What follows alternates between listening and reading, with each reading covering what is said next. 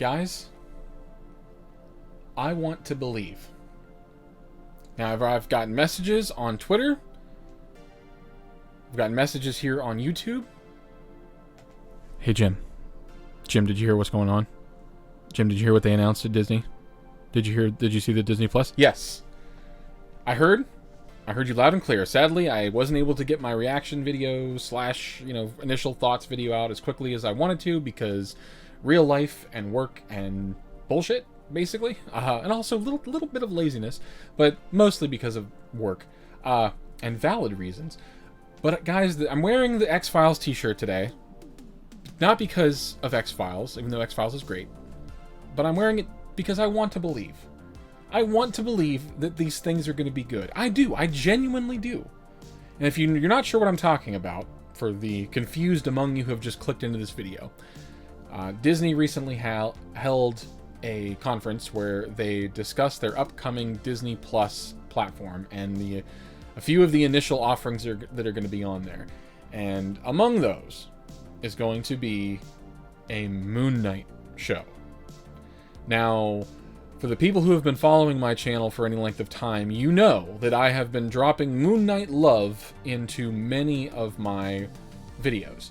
I have talked about him at length. I have explained in various ways or another, not gone into too much depth, but basically have expressed my love for this character. So I should be over the moon about this announcement. But I'm not. I'm not over the moon about this because it's Disney. And everyone who is messaging me, guys, I feel the love. I also share that same love and excitement about this as well. However, I'm also not going to jump right into the hype pool with all of these other, reactionaries on YouTube. And that's kind of one of the benefits of waiting a little bit to do a video, is so that that initial hype wave, that rush of endorphins goes away and you kind of realize and reflect.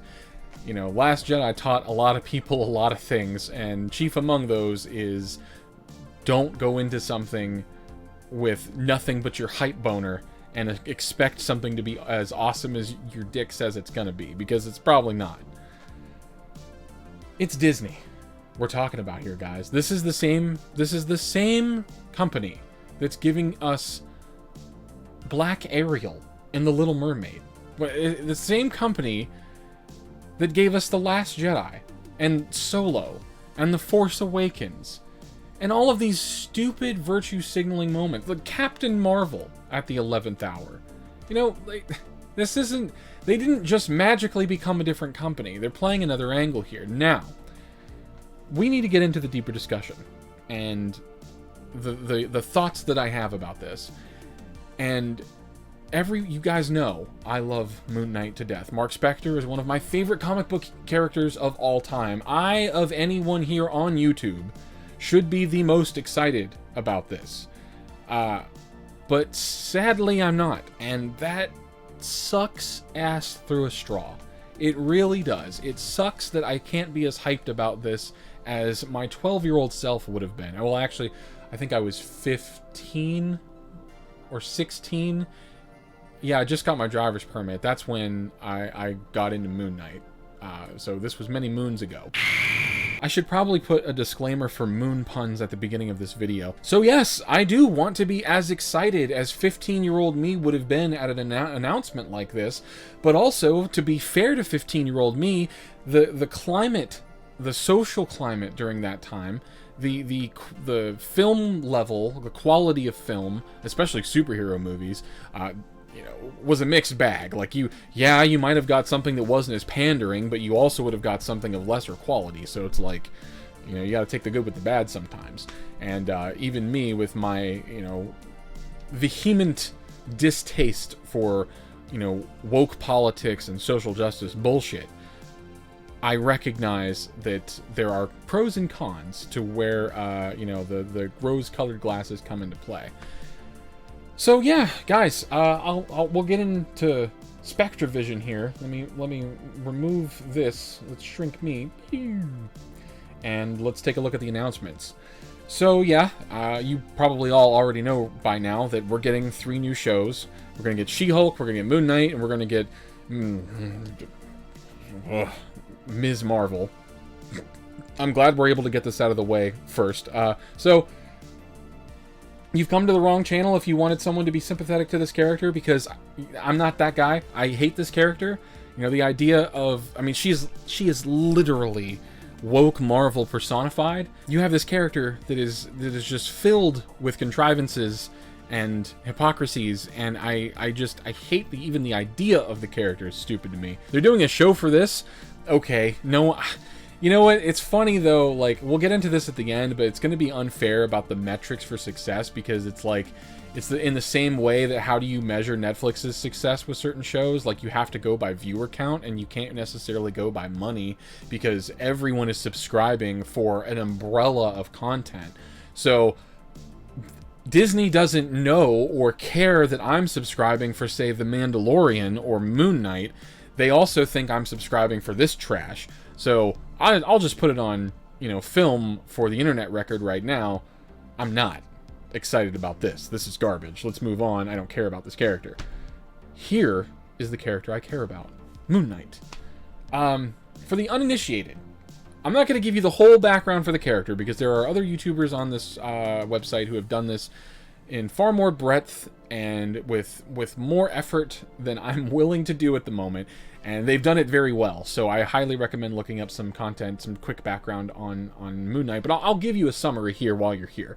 The gist of Moon Knight, they actually cover it here in this intro, I believe. Let's see. Rumors had been swirling around Moon Knight. Lords of the Longbox had indicated that he would appear in his own Hulu series, giving him the possibility to cross over with the Midnight Suns that includes Ghost Rider and Hellstrom. That would have been fucking cool. If you don't know anything about the Midnight Suns was basically an umbrella group that consisted of Doctor Strange, Morbius, Ghost Rider, Hellstrom, Moon Knight, and what was her name? I forget her name. Kale? Is it Kale? I'm thinking it's Kale. Jennifer? It's not Jennifer. Is it Jennifer Kale? No. Heather Kale? Fuck, I forget. I think her last name's Kale. Anyway, the point is, it was like an umbrella group that targeted, like, do you like edgy, like, magical goth shit? Then you might like these characters. Let's just put them all in a run together. It had middling success. It was cool, don't get me wrong. I thought it was cool, but there wasn't really a lot of great storytelling that kind of happened there. Not enough compelling storytelling, in my opinion. But regardless, the idea of it is still fucking cool, and I wish they would revisit that. So that'd be an awesome show. Fuck, man, do Midnight Suns. However, it looks like Moon Knight will be hitting Disney Plus instead. Fans had been clamoring for Mark Spector, fans being me, aka Moon Knight, to join the Marvel Netflix shows alongside Daredevil when those were in the prime. Yes, it made sense. He's there in New York anyway, but again, for some reason, these shows pretend like, and I understand it's to keep focus on your title character, but they pretend like these other characters aren't there, so they don't interact with them, which makes these shows / worlds seem disassociated, more disassociated than they have to necessarily be, and that kind of sucks, because there's some really cool storytelling that goes on there between, like, Daredevil and some of his villains. Moon Knight fights Bullseye at one point. He fights a lot of, like, Spider-Man's Rogues Gallery. He fights a lot of Daredevil's Rogues Gallery, actually. But anyway, Moon Knight was created by Doug Munch, and it might not be Munch. I always thought it was pronounced Munch. It might be Munch. Anyway, Doug Munch and Don Perlin. He was originally conceived as a villain, but he would be recast as a hero in Marvel Spotlight number 28. Mark Spector was originally a heavyweight boxer who became a United States Marine before becoming a mercenary, and that's how you're introduced to the character actually, is when he's in this mercenary stage. While working as a mercenary in Egypt, they stumble upon an archaeological dig led by Dr. Peter Alroon. However, Raoul Bushman, this is also Moon Knight's more prolific villain, probably his most prolific just because of what went down, who was leading Spector's mercenaries. He aims to loot the site. Spector steps in and tries to stop him after he murders Dr. Alrune. Bushman murders Dr. Alrune. Dr. Alrune was also there with his daughter, I believe, if I'm not mistaken, and Bushman, you know, he was gonna kill both of them, but Spectre steps in. Bushman ends up killing Spectre. Following his death, local Egyptians who worship the ancient gods carry him to a temple of Khonshu. Khonshu appears before Spectre and offers him a second life if he becomes his avatar on Earth. Spectre accepts and becomes Moon Knight. So yeah, that is the basic summation of the origin of the character. That's not even that, like that premise, and I've heard this premise a billion times, but that premise was enough to make me go, okay, that sounds rad. I'll fucking read that. That sounds cool. You get into the character and he's even better in certain ways. I will say right now, if you don't own it already, if you have any interest in the character, I recommend going and picking up Enos's Moon Knight run that he did in 2014. Just go to Amazon.com, type in Moon Knight Enos, E-N-I-S, and you should find his first trade paperbacks. I forget how many are in that volume. I want to say it's like 3 or 4. I forget. But it's a great run. It's an excellent run for the character. And many a times in the back room at GameStop was I reading that. But anyway, it's GameStop stories for another time. It's excellent. And the character has what they termed in that series as dissociative identity disorder, multiple personality disorder. He has 4 different personalities that are in his head.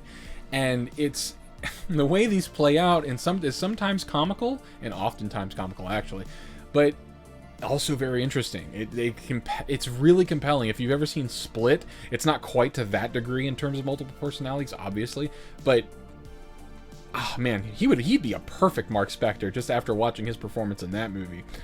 But anyway, Moon Knight's great, and I should be more excited for this than I am, but again, it's Disney. It's fucking Disney, god damn it.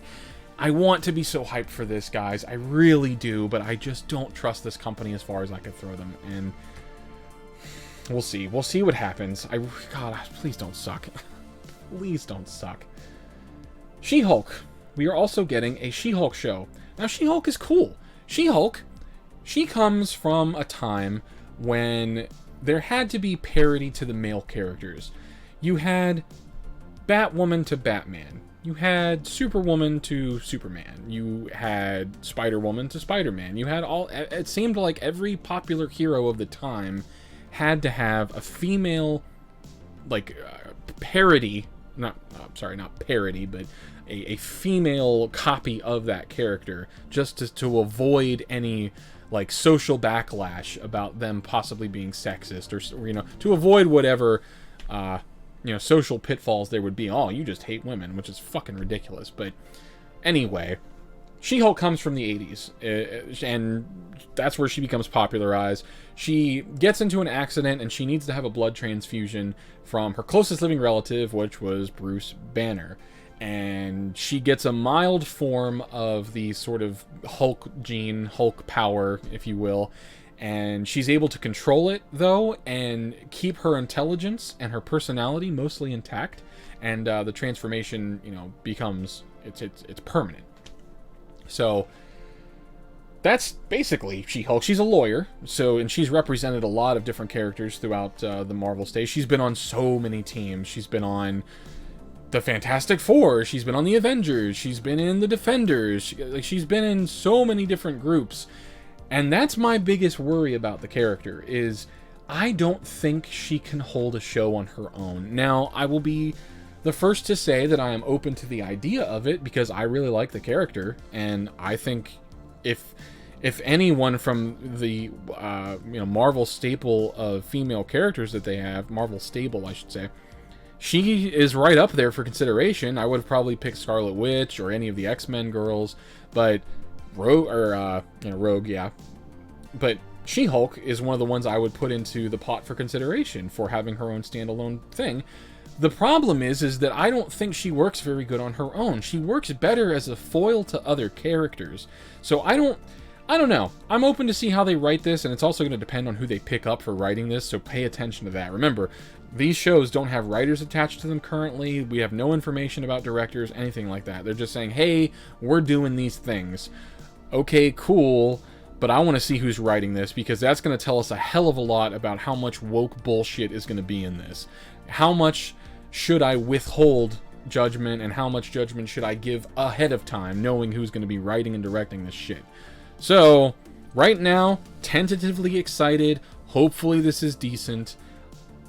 I just realized the image that they're showing for She-Hulk here. It's one of her more revealing moments. Oh, this is going to get demonetized. Okay. Scrolling down. And then this was a guy just saying, oh, there's 3 new shows coming? Oh my god, I'm so hyped for that. Okay. You know, whatever. So, yeah. We'll see. We'll see how that goes. But, let's quickly shift gears into the content that got me noticed on the channel, and that would be Star Wars stuff. Because, yes, I love Star Wars. I love Star Wars. I don't love Disney Star Wars. I don't love Star Wars past, you know, the Clone Wars, really. So take that as you will. But they showed the first, like, well, not the first, but a more fleshed out, fully featured Mandalorian trailer. And guys, it looks really fucking good. I'll say it now. It looks really fucking good. And oh, I want to be so hyped for this. There's like a little 10-year-old me inside of my head right now, losing his shit, and it makes me want to go and do cartwheels in the street for something like this. That'd be a bad idea, because I would break something at my age, but it makes me want to, and that's the important bit. It looks awesome, but again, of course, it's Disney. Of course, it's Disney. So I don't know how this is going to turn out. Guys, they showed IG-88 in the trailer. He's flipping out, doing assassin droid shit.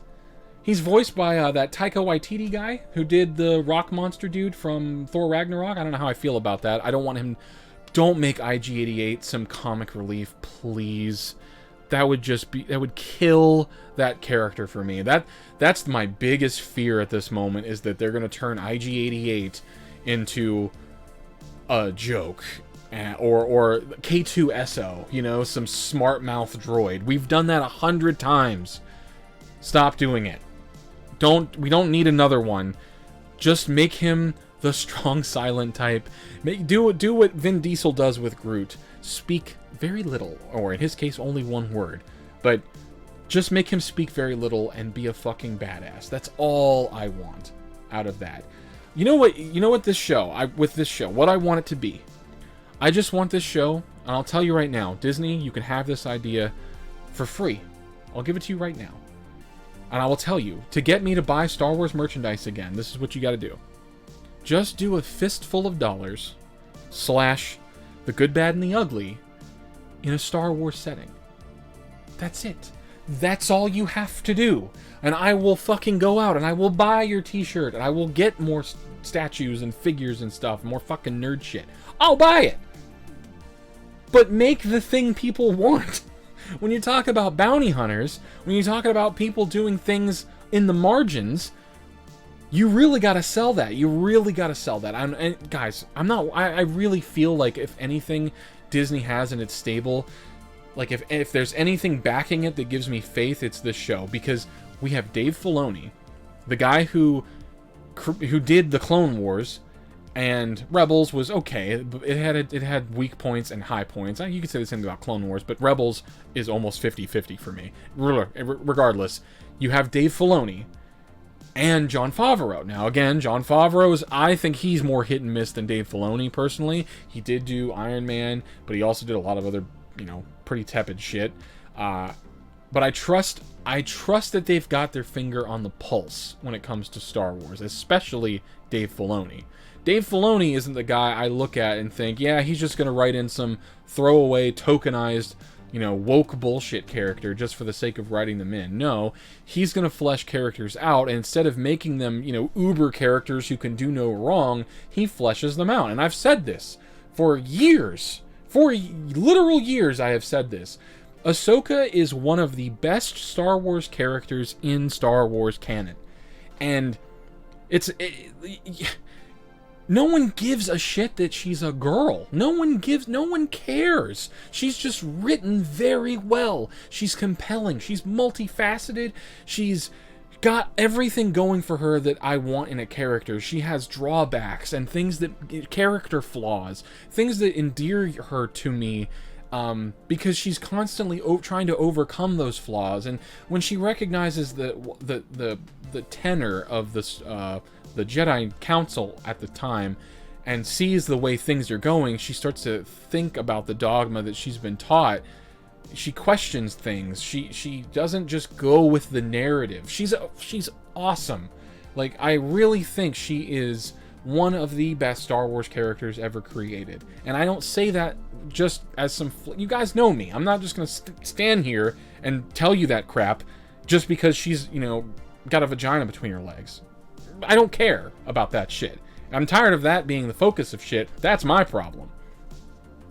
Unlike Rey, who is just this perfect, idealized, Mary Sue can do no wrong, you know, uber character, who is the least compelling character that Star Wars has ever had. I will take a random Ewok over Rey. I will take the Jawas over Rey. I will anything that didn't even have that much screen time over her.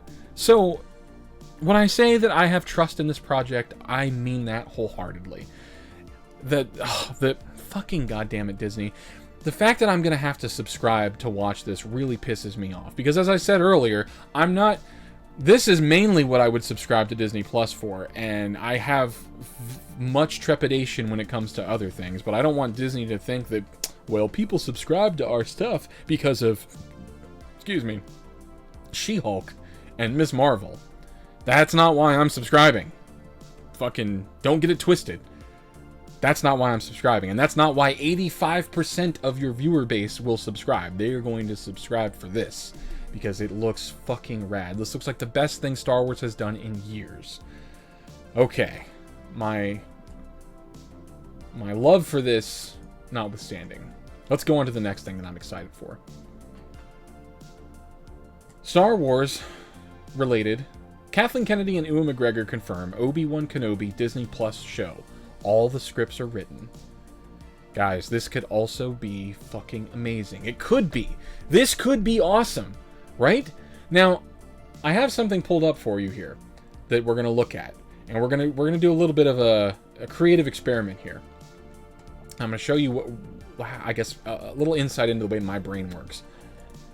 This here, this is the Obi-Wan Mythos statue from Sideshow Collectibles.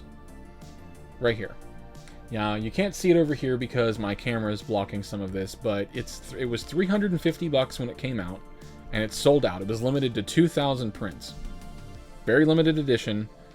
I am still kicking myself for not having purchased this because it looks fucking killer. But take a look at this. Look at this concept art, right? When you look at something like this, you ask questions, and you can tell the artists when they made this, they were asking questions. What was Obi-Wan doing between Episode 3 and Episode 4, right? You start with that basic premise. Do a sketch. Okay, what's that look like? Okay. Obi-Wan, on Tatooine. Just dropped the kid off. Got some goggles on to help prevent the sand from getting in his eyes. Wearing the old remnants of his Clone Wars armor on his back, right? This is more of the Ewan McGregor style face, and they also did a... let me see, can I move this out of your way here? Okay, there we go. And you also have the Alec Guinness style head that came with it as well, like a swappable head. Look at this. Like, look how fucking cool this is. You've got, you know, you've got a rifle here on the back, you've got a gaffy stick, so he must have had some encounters with some sand people. That's crazy. A grappling hook. You know, he's got his Clone Wars armor again on the back. Look down here. You've got his old lightsaber down here, and you've got Anakin's lightsaber right here. That's amazing. Like, this is awesome. Here's his new lightsaber. This is the one you see that he has in the original trilogy. And you see a statue like this, and your mind swims with where this character could have gone, what he saw, what he's doing, what's he looking at here, why does he have his lightsaber drawn? You know, creatively, this writes stories immediately, and I always wondered when this statue came out. This statue came out, when did this come out? This came out, does it even tell us? Does it even say when this came out? It was a few years ago. 2012? Wow, that long ago? This came out a while ago. And I always thought, looking at this, man, I want to see the show or the comic book or the movie that this is based on. Like, and there could be a comic book that this is based on, and I don't know about it. I'd be surprised, but there could be. But regardless, we might get that show. Like, we might get that show. And I hope that's what we get. I hope that's what we get, and I hope it's not filled with cringy, woke bullshit. Don't turn him into what they're doing with Picard. You know, Picard, at first announcement, yeah, you think you want more of that, but it's really going to be mostly him sitting down or having very little role in the show, and it's going to have a bunch of other, you know, ancillary characters or secondary characters doing stuff that you don't care about. That's what Picard's going to be. I don't want that to be what Obi-Wan is. I want him to really own this role again. He says, yes, we're going to do it. Everyone's excited. No details about the plot were released. So, well, yeah, one has to expect that it takes place between Revenge of the Sith and A New Hope. I mean, yeah, because he dies after A New Hope. So I hope that's what it's targeting. But yeah, guys, I'm really excited about this. That's what I want. Do this as a movie. What happens? What goes on? What crazy adventures does he have? Ugh. I hope it's going to be sweet. And then this last little bit that came out, they showed new footage from the Rise of Skywalker movie, and I already, guys, you know, I don't give a shit about this new trilogy anymore. I stopped caring after The Last Jedi. My interest in this is I'm going to see this movie in theaters. Yes, I will. But it's going to be on a $5 discount Tuesday. I'm not going opening weekend. I'm not going to give Disney the fucking satisfaction for that. We're going to do it on a discount day where Disney barely sees any revenue from it. Because they don't deserve much revenue. Because this trilogy has sucked ass. And, well, what did they show? Well, apparently they showed Rey wielding a double-bladed lightsaber in a vision. Or a clip. Palpatine narrates as it nears its end, Rey is wearing a black robe. Her red lightsaber splits in two, dual wielding like Darth Maul. Now, I said from the onset in Force Awakens that when she becomes a Jedi, she should have a staffed saber, because she's using a fucking staff in Force Awakens. It makes sense. It makes total sense. I've said that since day one. They didn't go that route. Instead, they wanted to replace Luke Skywalker with her, and they failed miserably. They made a worse character, a character I don't give a shit about, wielding a double-bladed lightsaber. And people are just... Fucking people on Twitter are losing their mind. Oh, double-bladed lightsaber! That's amazing! I've never seen that before! Oh, wait. Here's the movie that you saw that for. So, no, it's not original. It's just... Hey, here's that cool thing from that one movie in 1999 that you liked, and we're going to let her do it too. Because we have to let her be everyone now. She can't just be Luke, right? She can't just be Obi-Wan. She's also got to be Darth Maul. So, there. I mean, I still contest. It made more sense. She should have always had a double-bladed saber. And again, I apologize for not making that video yet. I still would like to. My rewrite / reimagining of this new trilogy. I've got tons of drafts saved on this hard drive for that. I just haven't really committed to doing it justice, because it's the way I want to present it. It will be a massive undertaking. I still am committed to doing it. I want to do it. But in that, I enumerate that she goes, when she gets her training, it's not from Luke, by the way, when she gets her training, they see her aptitude with the staff, and it just clicks for her trainer. You would be a perfect candidate for this specific style of lightsaber combat. It's not one often seen and takes a lot of work, blah, blah, blah. You could really build it up to make her seem like what you're about to undertake, it's not going to be easy. And you need to show her failing at that thing for it to be awesome. Or for her to earn that moment on screen when things start to click. And, you know, unfortunately we got The Last Jedi where everything's just magic and everything clicks automatically. Oh my god, I'm going to give myself an aneurysm just thinking about that movie. But anyway, my rewrite for it had this element in it from the get-go. And it makes total sense that she would have a double blade. Now, the whole her alluding to go into the dark side thing, they sort of speculate here. They're showing the comic book from when Vader goes and gets the kyber crystal for his lightsaber. About Palpatine says you must make it bleed to turn it the red color anger. You must corrupt the kyber crystal. Teach it your pain. Teach it your anger. I always thought that was kind of weird, but okay. If Rey is wielding a double-bladed saber, she must have tapped into the dark side in order to make the kyber crystal bleed red. It's also possible she discovered an old double-bladed lightsaber, but the description seems to indicate it is her weapon. Rey was seen wielding Kylo Ren's lightsaber in a commercial promoting The Last Jedi. However, the whole clip might actually be a major facade. It could be just a vision that Rey has, similar to Luke's in The Empire Strikes Back when he fights Darth Vader on Dagobah. Right. It could be similar to that vision of him killing Darth Vader, quote-unquote, and revealing the mask that it's himself. You become what you hate. That is the metaphor there.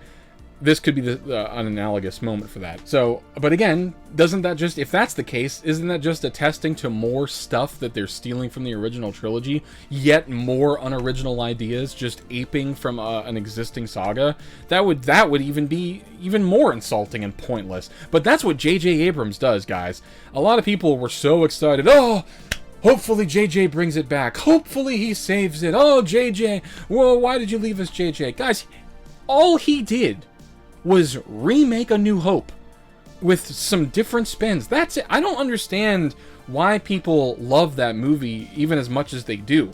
That movie sucked. It was just unoriginal. Like, you can argue, yeah, the visuals were cool. Yeah, like the setting's neat.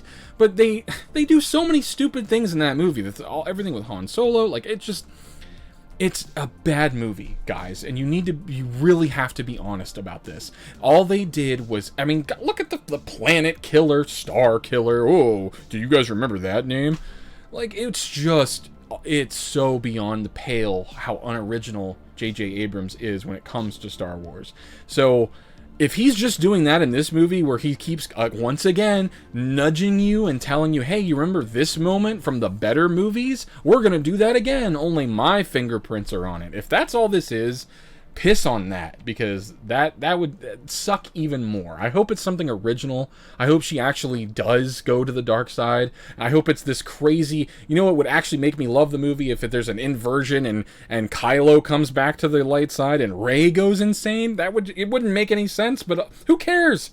Who cares about this trilogy? I don't care what happens. So anything's going to be exciting to me at this point. Just do that. I don't care. Just give me Mandalorian. Fuck all this. Focus on Mandalorian. Okay. That's enough ranting for today. That's my take. I hope that was good. Guys, again, going back to the t-shirt here. Let me go back to full screen mode. Going back to the t-shirt. I want to believe. Okay? I want to believe. I want to believe these things are going to be awesome and fun and kick-ass, but my gut, my instinct tells me, and again, I don't know why, but it tells me that I should probably hold my breath. It tells me that I should be prepared for disappointment, that I should go into this with basement levels of hype and expectations, because we've gotten stuff from them recently within the last 2-3 years that has just sucked. So that's my take, guys. I'll be covering some more stuff coming up. Don't know what, though, right now. I've been pretty busy. I am now back at work, by the way, for people who are asking about that. So just getting a lot of stuff going on there. I'll be going back to school again next year, and that's just, I got a lot of stuff on my plate. But and WoW Classic comes out this week, by the way. I know I don't cover too much gaming stuff on here, which is kind of dumb. I should really start divvying up the content and like making specific days for specific shows, but it is what it is. I'll figure it out as I go. You guys are along for the ride, but thanks for watching, guys. I will speak to you again next time.